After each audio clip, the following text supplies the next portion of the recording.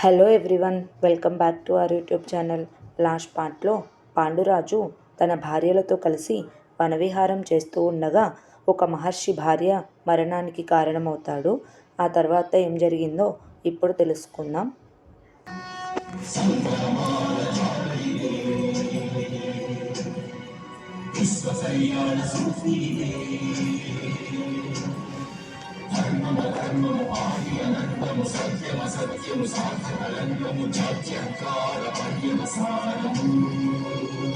శక్తిదే భక్తిదే జీవన్ముక్తికి మార్గమిదే పంచమవేద సారం మహాభారతం.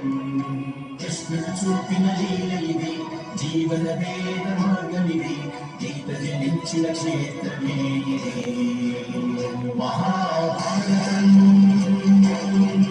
ఆ తర్వాత భీష్ముడు, పాండు, నీ వల్ల పొరపాటు జరిగింది, కానీ దానికి పరిష్కారం నువ్వు రాజసింహాసనాన్ని వదిలివేయడం కాదు. ధృతరాష్ట్రుడు అసంపూర్ణుడనే కదా మనం రాజసింహాసనం ఇవ్వలేదు, ఇప్పుడు రాజుగా ఎవరు ఉంటారు అని అడుగుతాడు. దానికి పాండు, ఇప్పుడు నేను కూడా అసంపూర్ణునే కదా పెదనాన్న, దీనికి ఒకటే ఒక పరిష్కారం, నేను వనవాసానికి వెళ్తాను అని చెప్పి వెళ్ళిపోతాడు. ఆ తర్వాత మాద్రి, తప్పు నా వల్లే జరిగింది కాబట్టి మీరు నన్ను శిక్షించండి, అంతేకాని మనం వనవాసానికి వెళ్ళవద్దు అని అంటుంది. దానికి కుంతీదేవి, దోషం ఎవరి వల్ల జరిగినా కానీ మనం మహారాజు చెప్పిన మాట వినవలసిందే అంటుంది. దానికి మాద్రి, అంటే నీ ఉద్దేశం ఏమిటక్క, దోషం నా వల్లే జరిగింది అంటావా, ఇప్పటి నుంచి రాజుగారు నీ మాటే వింటారులే అని అంటుంది. ఆ తర్వాత పాండురాజు, దోషం ఎవరిదైనా సరే వనవాసానికి వెళ్ళక తప్పదు అని అంటాడు. దానికి మాద్రి, అంటే మనకి పుట్టే పిల్లలు కూడా అడవుల్లోనే పుడతారు, అంటే వాళ్ళకి రాజసింహాసనం దక్కనట్టే కదా అని చెప్పి బాధపడుతూ ఉంటుంది. దానికి కుంతీదేవి, మనకి ఇంకా సంతానమే కలగలేదు, అప్పుడే వారి భవిష్యత్తు గురించి ఎందుకు ఆలోచిస్తున్నావు మాద్రి అని అంటుంది.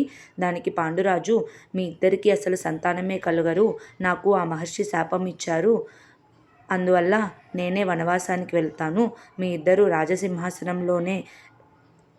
రాజ్యంలోనే ఇక్కడే ఉండండి, నేను ఒక్కడనే వనవాసానికి వెళ్తాను అని అంటాడు. దానికి కుంతి, మాద్రి, మీరు ఎక్కడుంటే మేము కూడా అక్కడే ఉంటాము, మేము కూడా మీతో కలిసి వనవాసానికి వస్తానని బయలుదేరుతారు. ఆ తర్వాత కొన్ని రోజుల తర్వాత గాంధారి 9 నెలలు నిండి తర్వాత మూడు నెలలు కూడా అయిపోతాయి, అంటే సంవత్సరం కాలం దాటినా సరే గాంధారికి సంతానం ఇంకా కలగదు. దానికి ధృతరాష్ట్రుడు కోపంతో, నీకు అసలు 100 పుత్రులు పొందే వరము ఈశ్వరుడు ప్రసాదించాడా, లేక అబద్ధం చెప్పావా, అసలు ఒక్క సంతానం కూడా ఇంకా కలగలేదు, నువ్వు ఎంత తపస్సు చేసి ఈ వరం పొందావో మళ్ళీ అంతే తపస్సు చేయి, నాకు సంతానం కావాల్సిందే అంటాడు.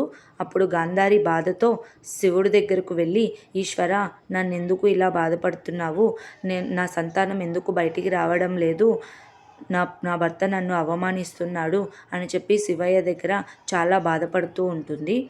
ఆ తర్వాత ధృతరాష్ట్రుడు వాళ్ళ కులగురువు అయిన ఆచార్యుని పిలిచి, నాకు సంతానం ఎప్పుడు కలుగుతుంది అని అంటాడు. అప్పుడు కులగురువు, హస్తినాపురానికి త్వరలోనే సంతానం రాబోతుంది, ఆ సంతానం ధర్మపాలన చేస్తుంది, హస్తినాపురానికి మంచి పేరు తెస్తుంది, కానీ గాంధారి కనుక ఇంకా 3 నెలల తర్వాత సంతానాన్ని కలిగితే ఆ సంతానం రాక్షస గుణం కలిగి ఉంటుంది, హస్తినాపురానికి కలంకం తెస్తుంది అని చెప్తాడు. ఆ తర్వాత పాండుకి అడవుల్లో ఒక పక్షి ద్వారా సమాచారం వస్తుంది, గాంధారి ఇంకా సంతానం కలగలేదు అని.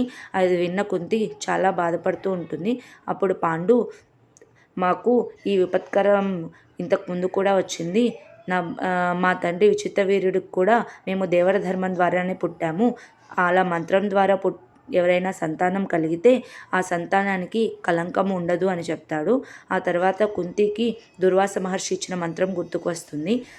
పాండురాజు దగ్గరకు వెళ్ళి, కుంతీదేవి, నేను పూర్వ జన్మలో దుర్వాస మహర్షికి చాలా సేవ చేశాను, అప్పుడు దుర్వాస మహర్షి నాకు ఒక మంత్రం ఇచ్చి, ఈ మంత్రాన్ని ఉపయోగించి నువ్వు ఏ దేవుడినైతే ప్రార్థిస్తావో ఆ దేవుడి ద్వారా నీకు సంతానం కలుగుతుంది అని చెప్తాడు. అప్పుడు కుంతీదేవి, పాండురాజు కుంతీదేవితో, మన సంతానం ధర్మాన్ని పాటించాలి కనుక నువ్వు యమధర్మరాజును ప్రార్థించి సంతానం తీసుకోవాలి అని చెప్తాడు. అలాగే యమధర్మరాజు ప్రత్యక్షమై వారికి సంతానం ప్రసాదిస్తాడు. ఆ తర్వాత ఏం జరిగిందో నెక్స్ట్ పార్ట్లో తెలుసుకుందాం. Please like, share and subscribe.